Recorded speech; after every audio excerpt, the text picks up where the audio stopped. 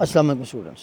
तो अब बेटा हम जो लास्ट लेक्चर हो रहा था वो बेसेस के बारे में ही था। तो अब हैं बेसेस कोऑर्डिनेट्स क्या होते हैं। सपोज दैट आपके पास ये एक सेट है जो कि किसी भी वेक्टर स्पेस की ये बेसेस हैं।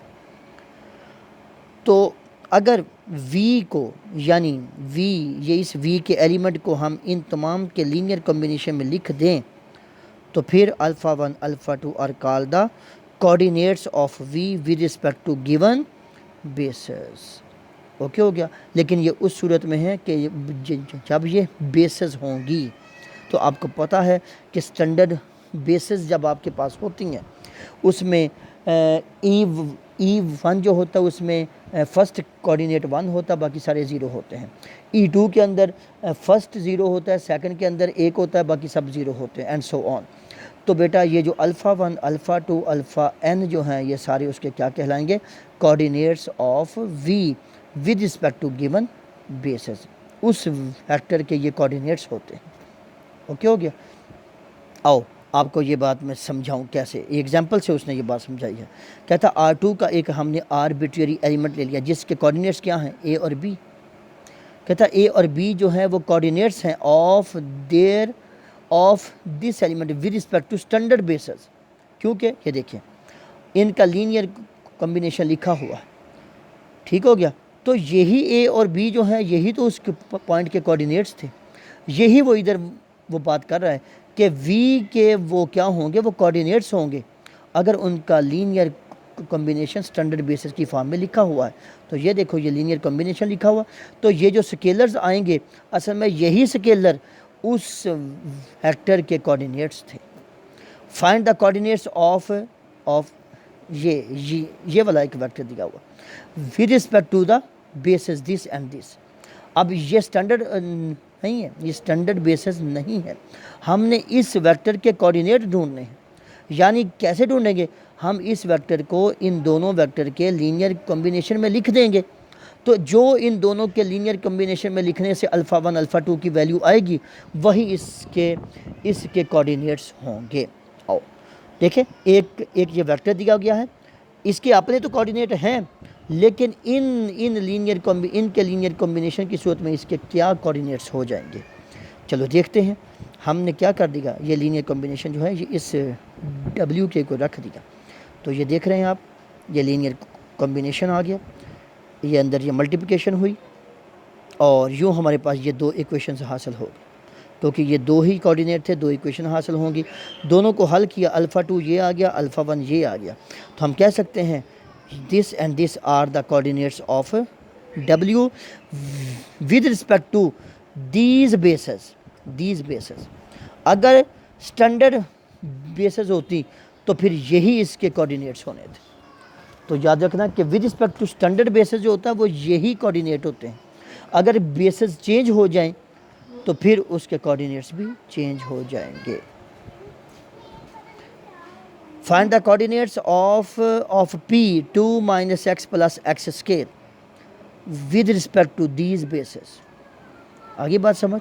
तो इसका मतलब है इसके कोऑर्डिनेट्स हमने ढूंढने हैं इन बेसिस के रिस्पेक्ट। अल्फ़ा 1 ये एक वेक्टर, अल्फ़ा 2 दूसरा वेक्टर, अल्फ़ा 3 तीसरा वेक्टर और इक्वल टू ये बिल्कुल इसी अंदाज से इक्वल टू ये W ये वाला। अब हम इक्वल टू इसके लिख देंगे। ओके चलें, इन्हें अंदर मल्टीप्लाई करेंगे। हमारे पास ये और ये यानी अल्फ़ा 1 अल्फ़ा 2 अल्फ़ा 3 ये कांस्टेंट है। तो कांस्टेंट जो है वो कांस्टेंट के इक्वल आ जाएगा। उसके बाद x के जो कोफिशिएंट होंगे वो x के कोफिशिएंट के इक्वल आ जाएगा। जो x स्क्वायर के कोफिशिएंट आएंगे इस साइड से वो x स्क्वायर के कोफिशिएंट के इक्वल हो जाएगा, जो कि 1 है, इसका -1, इसका 2 है। Now we have a linear system, 3 variable 3 ही अननोन। और इसका मैं डिटर्मिनेंट फाइंड करता हूँ। डिटर्मिनेंट फाइंड किया तो कितना आ गया, -2 आ गया, 0 तो नहीं ना आया। हम ये कह सकते हैं कि ये लीनियरली इंडिपेंडेंट तो हैं ये बेसिस की तो बात ही ये बेसिस थी उसकी पहले से। हम तो उसके कोऑर्डिनेट्स को ढूंढ रहे हैं, यानी अल्फ़ा 1 अल्फ़ा 2 अल्फ़ा 3 को ढूंढ रहे हैं। तो चूँकि चूँकि ये एक नॉन होमोजीनियस सिस्टम है और इसका डिटर्मिनेंट जो है वो ज़ीरो नहीं आया, इसका मतलब है कि यूनिक सोल्यूशन एग्जिस्ट होगा। तो क्रैमर रूल को यूज़ करते हुए अल्फ़ा 1, अल्फ़ा 2, अल्फ़ा 3 की वैल्यूज़ निकाल ली, हम कह सकते हैं कि आर द कोऑर्डिनेट्स, ये alpha 1, alpha 2, alpha 3 are the coordinates of P with respect to these bases. अगर स्टैंडर्ड बेसेस होती तो फिर इनका सोल्यूशन जो है अल्फ़ा 1, अल्फ़ा 2 का सोल्यूशन और होता। Finite dimensional space, finite dimensional space, ठीक है। कोई भी जो स्पेस है वो फाइनाइट डायमेंशनल किस वक्त होगी कि जब उसके अंदर मौजूद वेक्टर जो है ये उसकी क्या बनी हुई हों, बेसेस बनी हों, और ये n जो है ये n जो है ये इन्फिनिटी से छोटा हो, ज़ीरो से अबव हो, तो यानी फाइनाइट हो, तो उस वक्त हम फाइनाइट डायमेंशनल स्पेस बोलेंगे। तो otherwise it is said to be infinite dimensional space, ठीक है। आप ये ले लें, R n is a finite dimensional space. ये एल इन्फिनिटी, ये बेटा आप लोगों ने आपकी किताब में तो है, ये एल्फिनिटी भी एक सेट होता है जिसमें तमाम बाउंडेड सीक्वेंसेस इसके अंदर होती हैं, ठीक हो गया। तो इसे क्या लिखा जाता है, is finite dimensional space, okay. तो ये जिक्र फिर हो जाएगा इंशाल्लाह कभी। तो आए थ्योरम हमारे पास एक वेरी इंपॉर्टेंट थ्योरम जो अभी पीछे यूज़ भी हुआ है कि E1 EN जो है ये सारी जो है ये किसी भी वेक्टर स्पेस की बेसिस है। तो every subset with more than n elements, इसके अंदर n एलिमेंट्स हैं, इससे ज़्यादा एलिमेंट इसमें शामिल हो जाएं तो वो लीनियरली डिपेंडेंट हो जाएगा। ये बात वही है कि कोई भी अगर आपके पास Rn है उसके अंदर उसकी जो स्पेसेस उसके जो ये बेसेस होंगी उतनी ही होंगी, E1, E2, E3 या E4। वो कहता एक और अंदर वेक्टर इंसर्ट कर दो, एक और वेक्टर, तो वो उसकी तादाद से ज़्यादा हो गया ना। जब उसकी डिमेंशन से ज़्यादा हो जाएगा तो फिर वो लीनियरली इंडिपेंडेंट नहीं रहेगा, वो लीनियरली डिपेंडेंट हो जाएगा। तो ये ले लिया जी उसने, U1, U2, UR be are vectors in V such that R जो है वो इससे ज़्यादा है, N से ज़्यादा है। हमने उनका लीनियर कॉम्बिनेशन लिख दिया ज़ीरो वेक्टर के इक्वल। तो ये देखें बेटा U1 ये अल्फ़ा 1 आ गया, ये U1 जो है ये असल में है क्या, हमने ये लीनियर कॉम्बिनेशन लिख दिया, हमने लीनियर कॉम्बिनेशन लिख दिया। हमने एक और अल्फ़ा 2 के साथ वो लीनियर कॉम्बिनेशन जो है एक और हमने इसी वेक्टर्स की फॉर्म में हमने ये लीनियर कॉम्बिनेशन लिख दिया, एक ये लीनियर कॉम्बिनेशन। ऐसे ही आखिर पर आ गया अल्फ़ा आर के साथ ये यू आर आ गया आपके पास, ये लीनियर कॉम्बिनेशन। अल्फ़ा को अंदर मल्टीप्लाई कर दो, हर एक अल्फ़ा को हर एक के साथ मल्टीप्लाई कर दिया। इसका भी E1 है, इसके अंदर भी E1 है और इसके अंदर भी E1 है। तो E1 वाले सारे जो आपके पास रकमें आएंगी उनमें से E1 को कॉमन निकाल के ये लिख दिया गया, फिर E2 को निकाल दिया, फिर ऐसे ही EN को निकाल दिया गया। चूँकि E1, E2, EN ये तो क्या हैं, ये तो बेसेस हैं, लिहाजा इनके कोफिशिएंट सारे जो हैं वो ज़ीरो के इक्वल आ जाएंगे।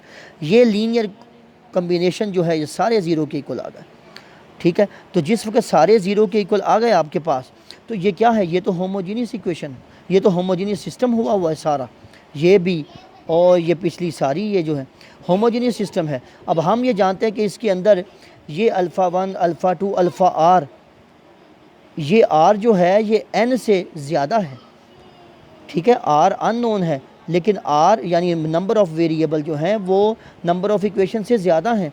तो जिस वक्त ज़्यादा हो जाए तो हम उस वक्त कौन से सोल्यूशन एग्जिस्ट करता है, नॉन ट्रिवियल सोल्यूशन। तो नॉन ट्रिवियल सोल्यूशन जिस वक्त एग्जिस्ट कर जाए तो अल्फाज की वैल्यू हासिल हो जाती हैं। तो हम ये कह सकते हैं कि ये जो U1, U2, UR जो है ये लीनियरली डिपेंडेंट सेट हो गया हमारे पास, ओके हो गया। तो ये इसकी कॉरोलरी है, any two bases of a vector space V have the same number of elements.